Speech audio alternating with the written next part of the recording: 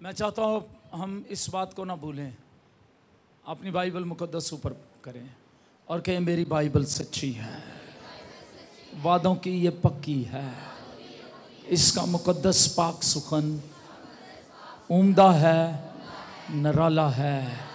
ये खुदा का सच्चा लारेब लाखता कलाम है।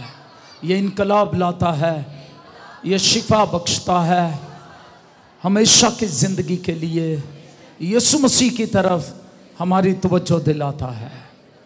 आमीन आमीन। अपनी जगह पर तशरीफ़ रखिए और आपको मालूम है हमने पिछली दफ़ा नरसिंगे फूंके और बताया कि नरसिंगों की ईद क्या थी। एक आखिरी नरसिंगा फूंका जाने वाला है, कितनों को याद है? आमीन। कौन सा नरसिंगा फूंका जाने वाला है? एक आखिरी नरसिंगा कलाम में लिखा है फूंका जाने वाला है, और मेरा और आपका यीशु बादलों पर आने वाला है। क्या होने वाला है? यीशु बादलों पर, यीशु बादलों पर। आज हमारा मजमून है कि जब यीशु बादलों पर आने वाला है तो फिर हमारा रवैया क्या है, हम इस सच्चाई के साथ क्या कर रहे हैं। आमीन आमीन। आप तैयार हैं? नरसिंगा सुनिए, आज उधर से सुनिए साउंड से। आमीन जी। ये नरसिंगा फूंका जाएगा। इसी तरह इमेजिन करें बादलों पर नरसिंगा फूंका जाएगा और मेरा और आपका यीशु क्या होगा? वो जल्दी उसी वक्त बादलों पर से आ जाएगा।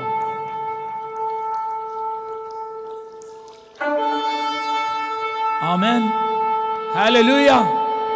शुक्रिया। आमीन। मैं आपको बताना चाहता हूं हम इस सच्चाई के साथ क्या कर रहे हैं। आज हमारा मजमून यही है, what shall we do with this truth. यीशु मसीह ने कहा, मुकाशफा 22 बाब 12वीं आयत पढ़ी गई, और यीशु मसीह ने खुद कहा, देख मैं जल्द आने वाला हूं। ऊंची आवाज में कहें, देख मैं जल्द आने वाला हूं और हर एक के काम के मुआफिक देने के लिए अजर मेरे पास है। ये वो मंजर होगा, फील करें यीशु मसीह की आमद के लिए। और जब हम इसको देखते हैं तो यूहन्ना के इंजील 14वां बाब उसकी दूसरी आयत में, आयत मुकद्दसा में यीशु मसीह ने खुद अपनी जुबाने मुबारक से कहा कि मेरे बाप के घर में बहुत से मकान हैं, अगर ना होते तो मैं तुमसे कह देता, मैं जाता हूं ताकि तुम्हारे लिए जगह तैयार करूं और फिर आकर तुम्हें अपने साथ ले जाऊंगा, और जहां मैं हूं वहां तुम भी होगे। Hallelujah hallelujah.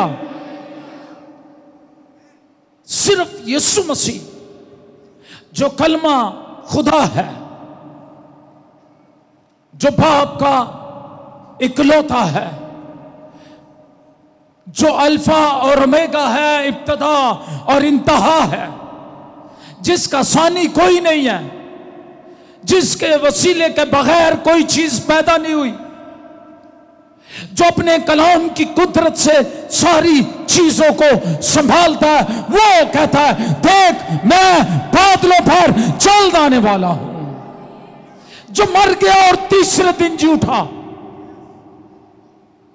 और शागिर्दों से आसमानों पर जाते हुए देखा, और दो फरिश्ते वहां खड़े हुए, उन्होंने कहा, गलीली मर्दो, अमाल की किताब पहला बाब 11वीं आयत, ऐ गलीली मर्दो तुम यहां खड़े आसमान की तरफ यूं क्या देख रहे हो? यही यीशु जो तुम्हारे सामने से, तुम्हारे पास से, तुम्हारी आंखों के सामने आसमान पर उठा गया, इसी तरह वो फिर आएगा।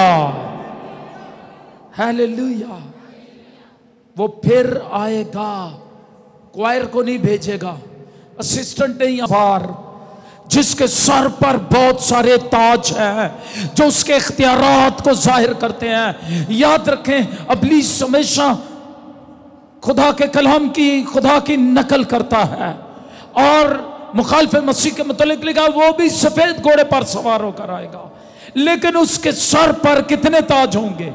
एक ताज होगा। लेकिन मेरे और आपके मसीह के सर पर बहुत सारे ताज होंगे, क्योंकि आसमान और जमीन का कुल इख्तियार उसके पास है। वो अपने सारे जो जलाल अपने इख्तियार के साथ इस जमीन पर आएगा। हालेलुया। और इसलिए बताना चाहता हूं कि वो खुदावंद जब आएगा तो अपने जलाल में आएगा। अब दूसरी आमद के दो हिस्से, पोशीदा आमद जिसमें सिर्फ ईमानदार उसके साथ बादलों पर उठाए जाएंगे, ये पोशीदा आमद होगी। ये कौन सी आमद होगी? पहले वो जो मसीह में मुए वो जी उठेंगे, और फिर जो हम जिंदा बाकी होंगे, थस्सलुनीकियों के नाम, पहला थस्सलुनीकियों के नाम पौलुस रसूल का खत 4 बाब उसकी 12वीं आयत मुकद्दसा से, फिर जो हम बाकी जिंदा होंगे, जब नरसिंगा फूंका जाएगा, हम जलाली बदनों में तब्दील हो जाएंगे, हमारे बदन जलाली बन जाएंगे। लेकिन याद रखें, आप इस सच्चाई के साथ क्या कर रहे हैं? आज दुनिया इस सच्चाई के साथ क्या कर रही है?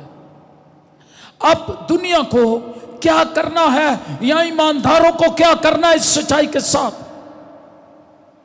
या क्या करेंगे? क्या ये सच्चाई सिर्फ जानकर हम नारे लगाएं, या हम तैयार हों? क्या हमें अपना आप यीशु मसीह को पेश करना है? कुछ लम्हात के लिए आज अपनी आंखें बंद करें। आज मैं खुद कह रहा हूं, आंखें बंद करें। आमीन। अपनी आंखें बंद करें और उस मंजर को देखें। और मैं चाहता हूं ये नरसिंगा दोबारा बजाया जाए। उस मंजर को सोचिए कि नरसिंगा बजाया जा रहा है, और क्या आप उसके साथ उड़ने के काबिल हैं? क्या आप हवाओं में उसका इस्तकबाल करेंगे? जी, आंखें बंद रखें, महसूस करें, फील करें इस बात को। क्या आप इंतजार कर रहे हैं? आप सोचें इंतजार कर रहे हैं और नरसिंगा बच गया है।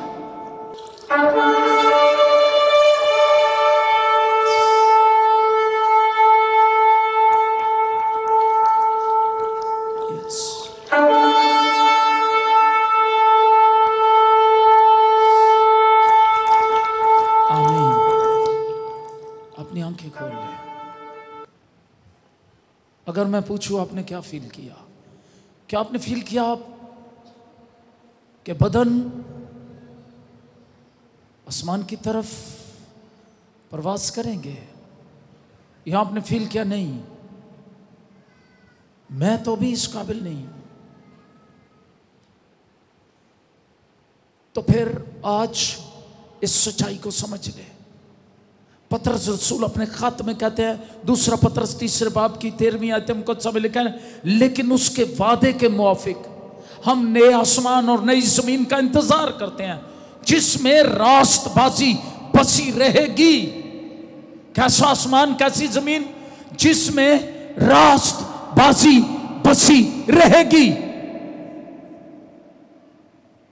अब क्या हम इंतजार कर रहे हैं? और अगर हम इंतजार कर रहे हैं, और नरसिंगा, मैं फील कर रहा था, आपके अपनी अपनी फीलिंग्स होंगी, मैं फील कर रहा था क्या वाकई मेरा बदन कैसे आसमान की तरफ जाएगा। साधु सुंदर सिंह से किसी ने कहा, यह कैसे हो सकता है कि ईमानदार ऊपर को उठाए जाएंगे और दूसरे लोग नहीं उठाए जाएंगे? ये कैसे हो सकता है, कैसे होगा? तो साधु सुंदर सिंह ने एक बड़ी सादा सी बात कही।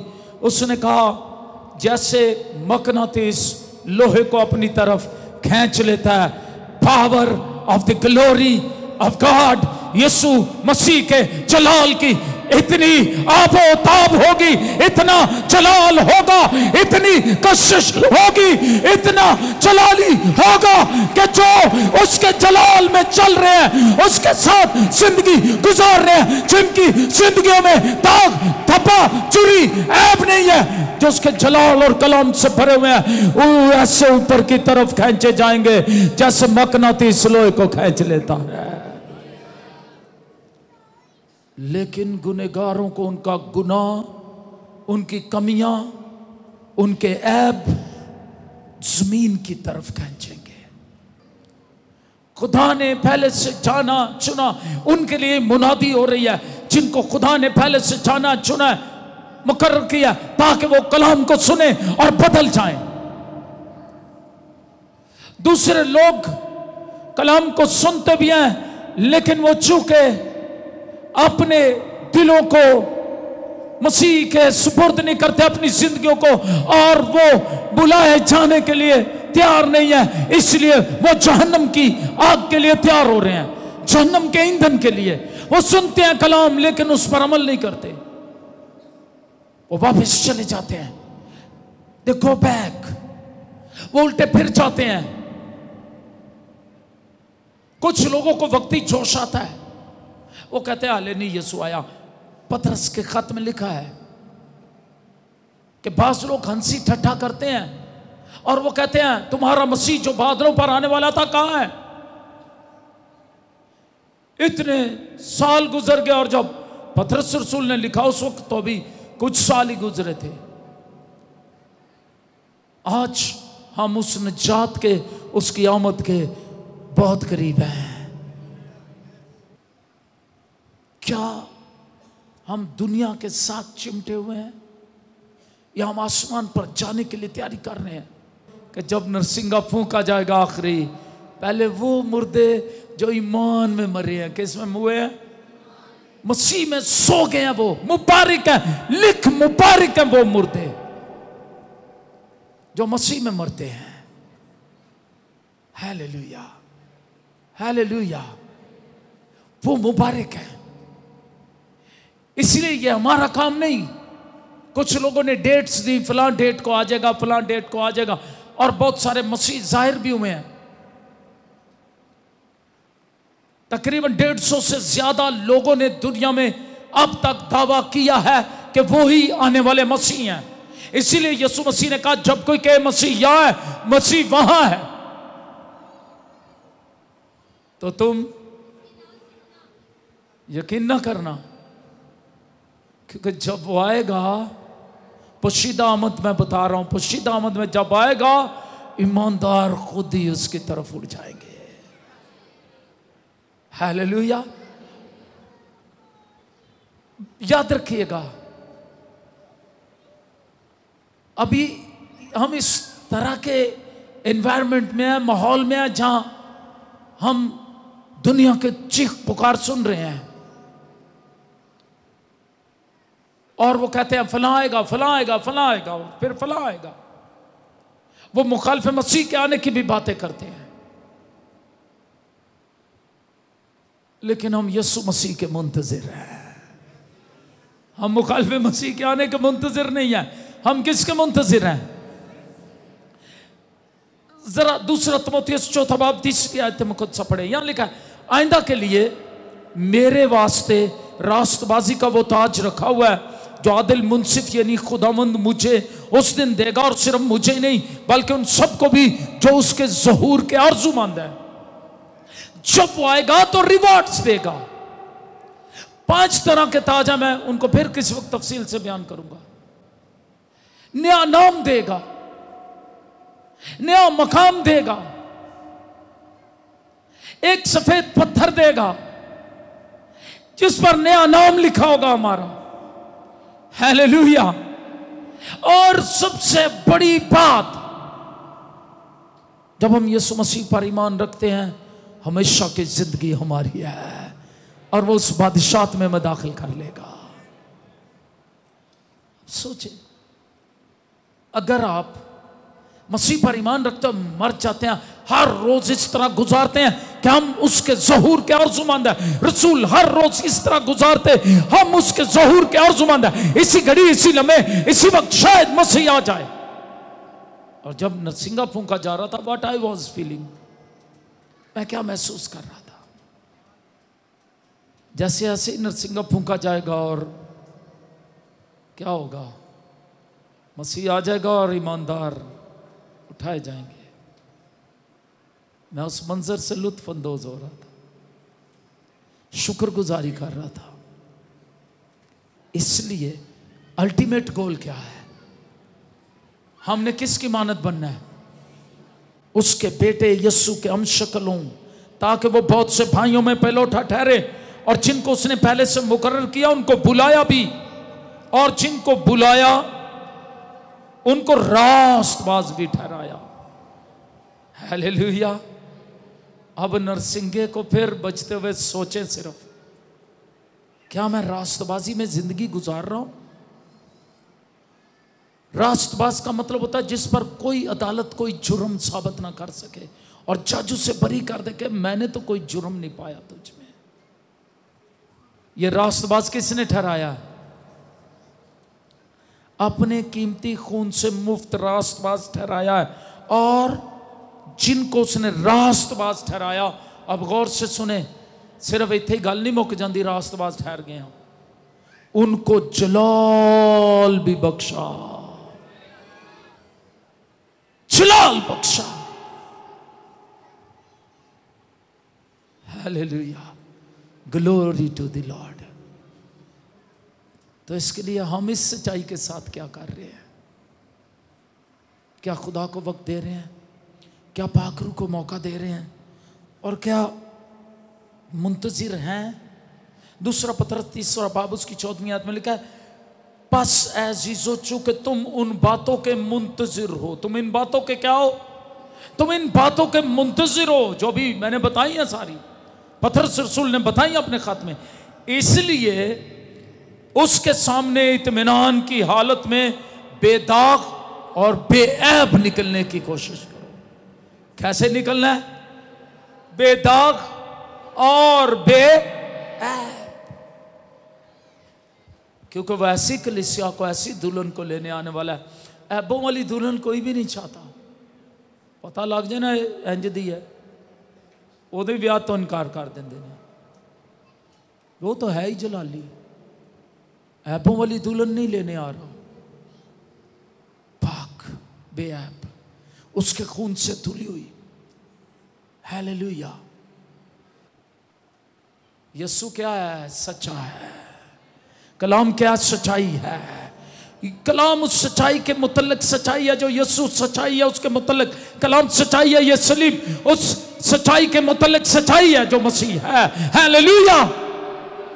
इसलिए सच्चाई को कबूल करो। सच्चाई तुम्हें, सच्चाई क्या कर देगी?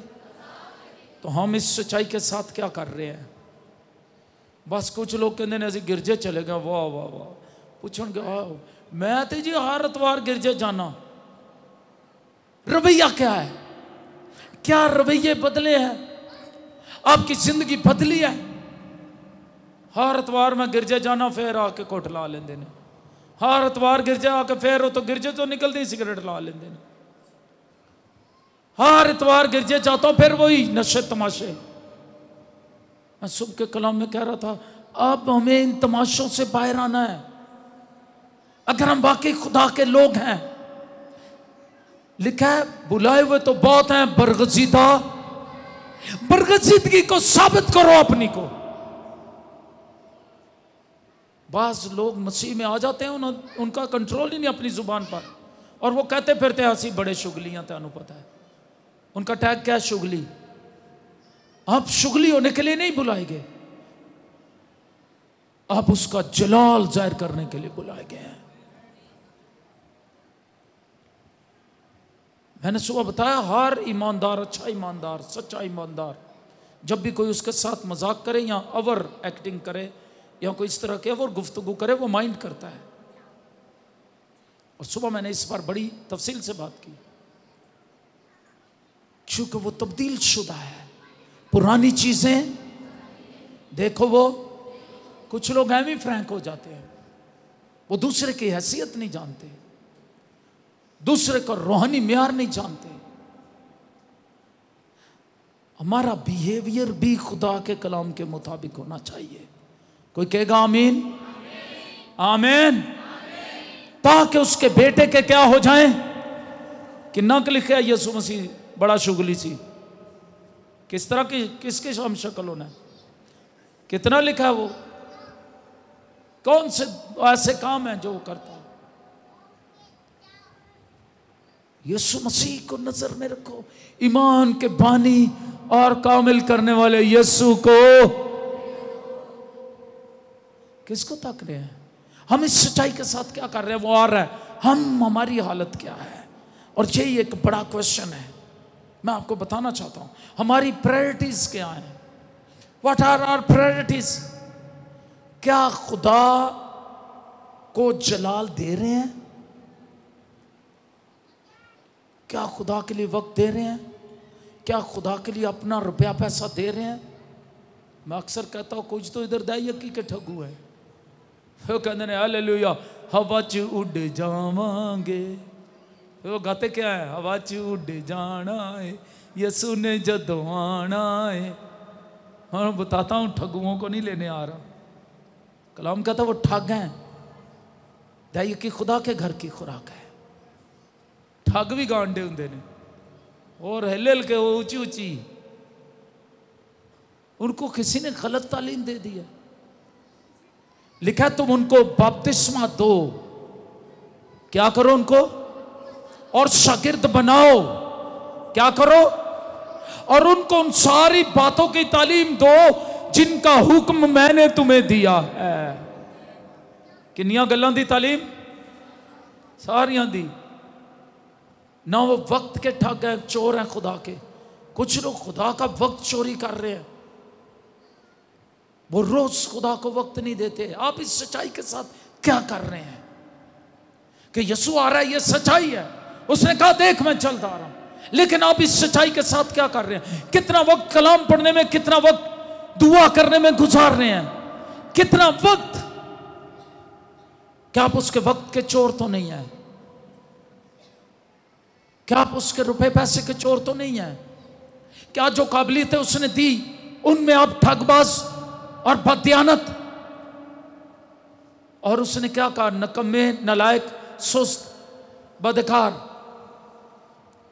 मेरी नजरों से क्या हो जा, तुझे जो तोड़े मिले तूने उनका इस्तेमाल क्या किया? तू क्या कर रहा है इस सच्चाई के साथ? क्या कर रहा है? That's challenging. और मैं इस चैलेंज को समझता हूं, क्योंकि दूसरा कुरिन्थियों 5वां बाब 10वीं आयत मुकद्दसा में लिखा है हमें बेदाग और बेअब रहना। दूसरा पतरस 3 बाब की 14वीं आयत और दूसरा कुरिन्थियों 5वां बाब की 10वीं आयत में लिखा है क्योंकि जरूर है कि मसीह के तख्ते अदालत के सामने जाकर हम सबका हाल जाहिर किया जाए, ताकि हर शख्स अपने उन कामों का बदला पाए जो उसने बदन के वसीले से क्यों, खा भले खा अच्छे, खा बुरे, खा भले खा बुरे, कैसे काम है, उन कामों का बदला पाना है। What are your priorities? आपकी प्रायोरिटीज क्या हैं? क्या आप रूहों की निजात के लिए काम करते हैं? क्या पाकरू को मौका देते हैं वो आपकी जिंदगी में काम करे? जब आप पाकरू को मौका देंगे फिर नतीजा ये निकलेगा, लिखा है पाकरू मुजरम ठहराता है। ये पाकरू का काम है। क्या करता है? मलामत करता है अंदर से। जब भी ईमानदार पहले वो मलामत करता है, कायल करता है, तौबा करे, यीशु मसीह में आए, बपतिस्मा ले। और बहुत सारे लोग अभी तक उनकी रूह निजात नहीं पाई।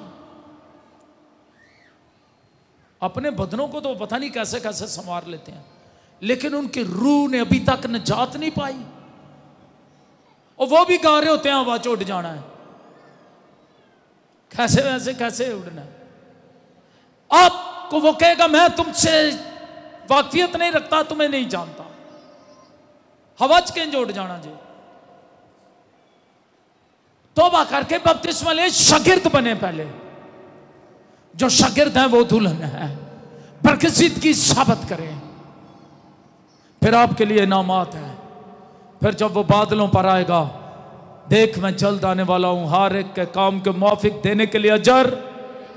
आइए अपने पांव पर खड़े हो जाए। आइए आज इस सच्चाई के मुतालिक सोचे, आप इस सच्चाई के साथ क्या कर रहे हैं। और अगर अभी तक आप की रूह नजात नहीं पाई, आज बपतिस्मा लेकर जाइए, हौज भरा हुआ ऊपर।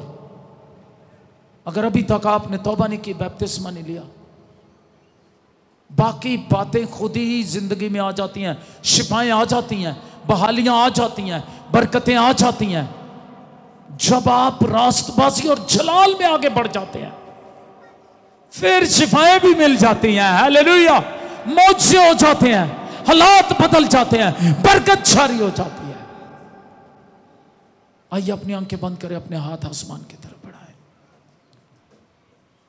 और आइए उस नरसिंगे की आवाज फिर सुने और फील करें आप कहां हैं, आपकी प्रायोरिटीज क्या है, आपकी प्रायोरिटीज क्या है। Change your priorities. अव्वल दर्जा सिर्फ मसीह पाए, सबसे पहले उसकी बादशाही रास्तबाजी की तलाश करो, वो चीजें तुम्हें मिल जाएंगी जिनकी जरूरत है। पहले अव्वल दर्जा मसीह। अपने हाथ ऊपर कर ले। अब आपका वक्त है कि आप सोचें, खामोशी से सोचें, अपने दिलों में सोचें कि अगर वो आज आज रात, आज शाम, आज सुबह,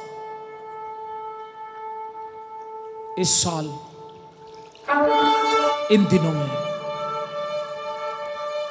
क्या मैं तैयार हूं।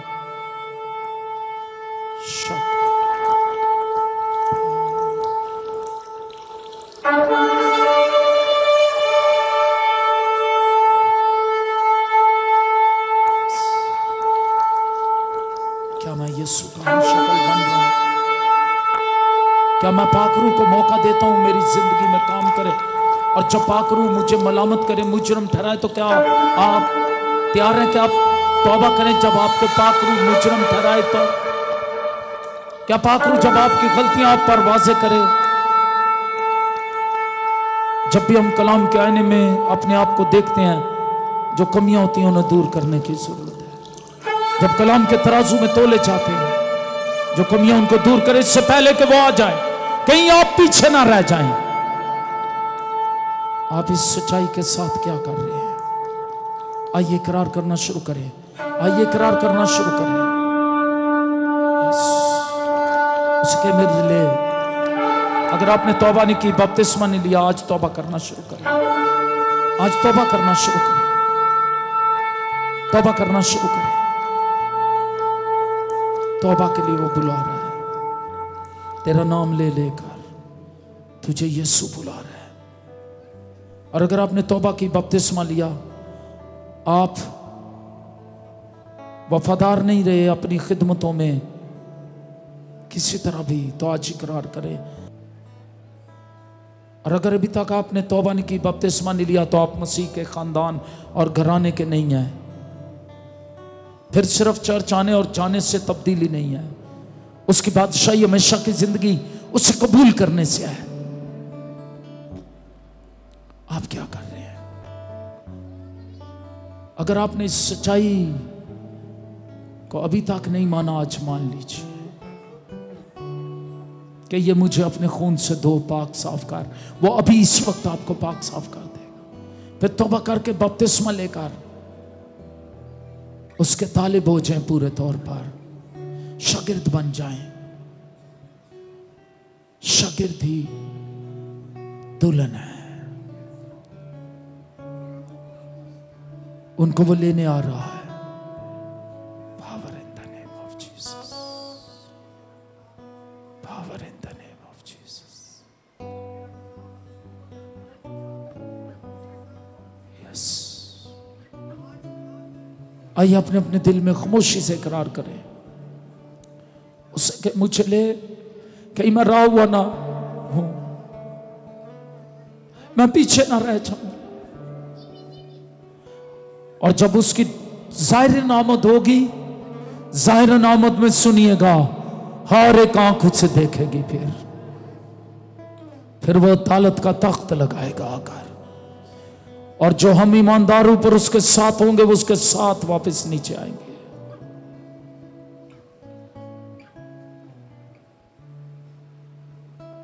ईमानदार दुखों से पहले उठाए जाएंगे। जब इस जमीन पर दुख आएंगे, मुसीबतों के प्याले उंडेले जाएंगे, उससे पहले ईमानदार कलीसिया आसमान पर होगी, और फिर वो उसके साथ आएगी जब हर एक आंख उसे देखेगी। और वो छाती पीटेंगे लोग, उस वक्त मौत मांगेंगे, उन्हें नहीं आएगी।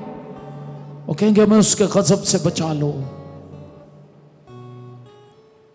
इसलिए खुदा का बेटा जाहिर हुआ। जो उस पर ईमान लाते हैं वो गज़ब इलाही से जरूर बचेंगे। आज अपनी जिंदगी उसे दीजिए। खुदा मैं दुआ करता हूं तो आज इनके इकरार को सुन, और अभी जब हम तैयार हैं शायरबानी में शरीक होने के लिए, इस रोटी और शीरे पर तेरी बरकत आए। और खुदावंद जब शरीक हों तो पूरे इकरार के साथ तेरे पाक खून से अपने दिलों को दिलवा कर इसमें शरीक हो, तेरा फजल जारी हो। और हम तेरे मुंतज़िर रहें, तेरी मौत का इजहार करें और मुंतज़िर रहें जब तक तू बादलों पर आ नहीं जाता। हमें ईमान में मजबूत और महफूज रखना। यीशु के